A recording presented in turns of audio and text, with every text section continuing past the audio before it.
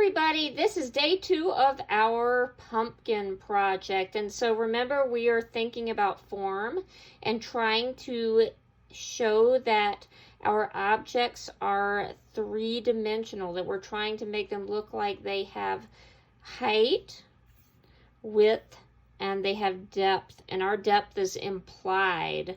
That means we are trying to give the illusion of it. They're not really three-dimensional, but we want them to look like they are, and we did that kind of by our overlapping and just by trying to make it a little more realistic with our showing our grooves and our lines on our pumpkins. You're going to also see that I have a variety of coloring things down here. We have some choices for today of how you would like to color, and so what I'm going to do is I'm going to use all of the versions on my one drawing. I don't recommend that you do that.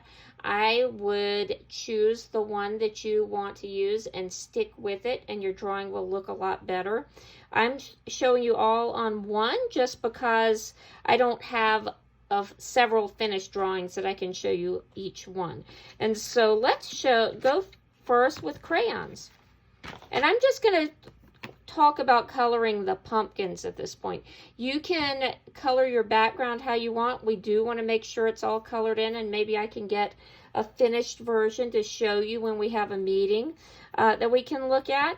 But for now, what I'm going to do, I'm also going to be really careful with my color, and I'm going to try to do a little bit of shading with my color. So let's go ahead and start with this little one. I'm going to actually take a brown crayon. Let's see, this is actually a burnt sienna, so that's kind of a lighter, more not quite as a dark of a brown here, and it's got a little orange hint, so that's actually pretty good for a pumpkin. A plain old brown would be fine too. That's actually what I was looking for, but I got this one. So I'm kind of doing some outlining first with my darker color. I'm just going to show you a couple of these sections right here. Again, not coloring the whole thing because that would take a while for me to be careful, and I don't want to rush my work. And maybe a few little lines here. And now I'm going to take my orange and I'm going to color. And I'm going to leave a little space in the middle of my section, and I'll show you why in a second. So I'm just leaving, let's leave that space right there. And now I'm going to come over here and I'll color this section.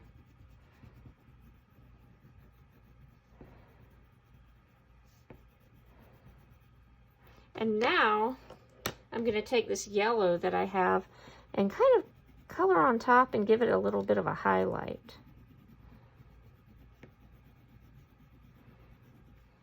And so if I colored all of the sections like that, it's going to give my pumpkin even a little bit more of a three-dimensional look because I'll see some shadows. I could do the same thing with the stems. I could use a darker brown and a lighter brown, or if this one's really fresh, I could use maybe a brown and a green.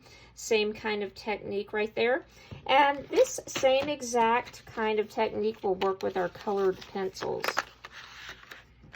So let's see, if you think about when we did our self-portraits, and actually let's do the stem, so we'll see that too.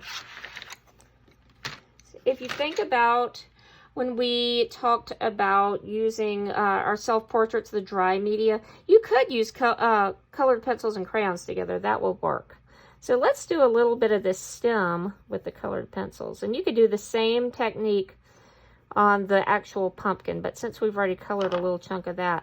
So I'm just doing some edges and maybe my lines with the brown. And again, I'm not going to even color this whole stem, just a little to show you. And then I'm going to take my green and I'll fill in with the green. And so we have a little shadow created by the brown around the edges, so that will give that a little bit more of a three-dimensional look too.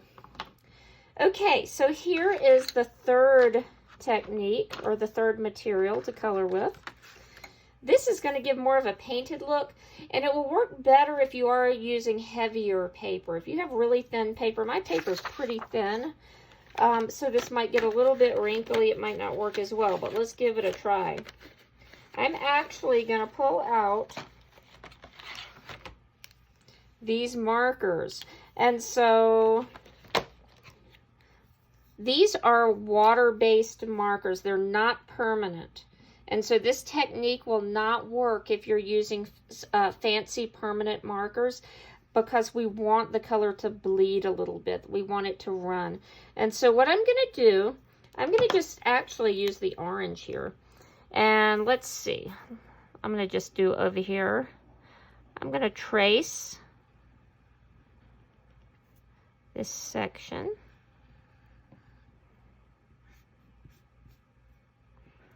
Let's see, we'll do one more. If you have Sharpies too, I sometimes really do enjoy tracing my drawings and with a Sharpie before I color.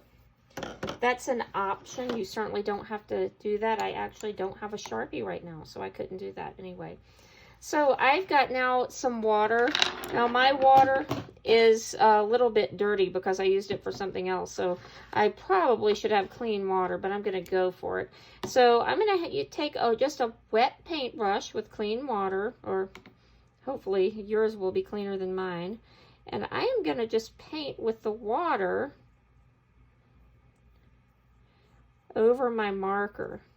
And what that's going to do, it's going to leave the darker color on the edges, and it's going to make a lighter color in the center, and that also is going to give that a little bit of that illusion of depth, that little bit more of a shaded look. So you can see how that works. And you could do the same thing. Let's do a little bit of our stem here with that too.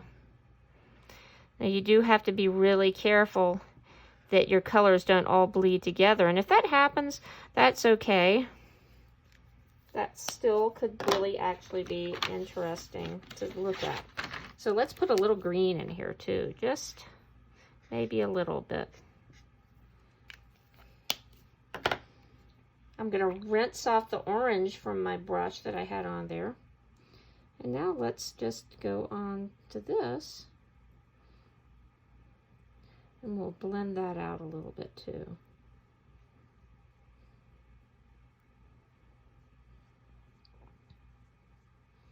And you can do your whole artwork with that kind of technique too, if you want. And so those are some options too.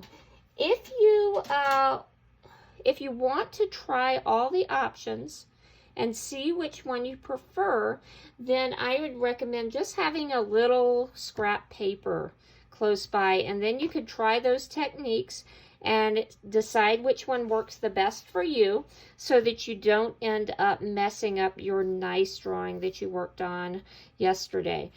And so I'm going to stop right here, and I will look forward to seeing you soon. Happy painting or drawing.